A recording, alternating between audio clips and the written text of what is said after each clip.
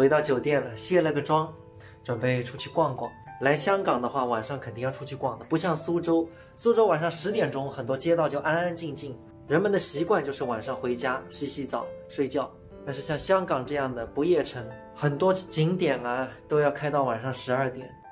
来买2个面包当早饭，这一袋是28港币，不能天天喝早茶了，喝不起。拿了4袋面包，还有4个小牛奶，这么几个面包，112元人民币。这个面包我们当一顿晚饭，明天早饭也是这个面包。前2天早茶景点玩的太多，肚子里孩子还没出生呢，奶粉尿不湿的钱要省省。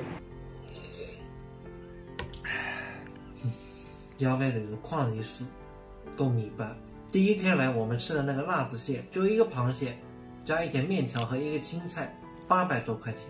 这个如果我在苏州，外面可以吃4顿那个螃蟹。前2天我发了来香港演出之后，后台就收到了很多，应该是家长的私信啊，说想让自己的孩子也学评弹，以后从事评弹这个行业。在这里啊，我个人建议你们可以先把评弹当成兴趣学习，但是文化课还是要好好学，因为你们的目标还是高中。大家要知道，评弹学校是每年4月份就艺考的，你过不过4月就知道了，而中考是6月中，所以并不影响，2个考试不影响。所以我建议这些有兴趣的家长，你可以让你的孩子仍然是以考高中为目标，评弹学校你也可以来试一试。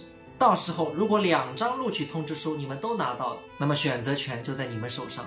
所以不要盲目的就让孩子学习评弹，毕竟艺术这个饭是还是非常非常难吃的。 Tomorrow， 朋友们，我们香港的演出结束了，心里真的很舍不得。刚到铜锣湾的时候，我真的是有点不适应，因为这里的公交地铁非常的复杂。我和镜子花了几天的时间，好不容易把这里的公交地铁线路都记熟，出门不用导航的时候，也就意味着分别的时刻到来了。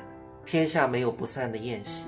现在是早上5点，和我们苏州出发的时间是一样。镜子在理东西，马上我们要打个出租车去机场。本来还想在香港多玩2天的，但是很不巧，就是明天就是我外婆82岁的生日，而且难得我舅舅还在苏州，都能给我外婆一起过一下生日，庆祝一下，所以我们必须要回去。5点钟，酒店的大堂人还不多，退房退押金，帮我拿行李真好啊！我已经问了，从这里打车到机场大概要400多块钱，但是没办法，因为我们的飞机是早班飞机。如果说你等公交或者地铁也有机场线，但是他们6点多才开，如果坐那个的话，过去飞机就来不及了，所以只能打车。这个司机也是真的厉害，前面横了4部手机，看得过来吗？40分钟到机场了。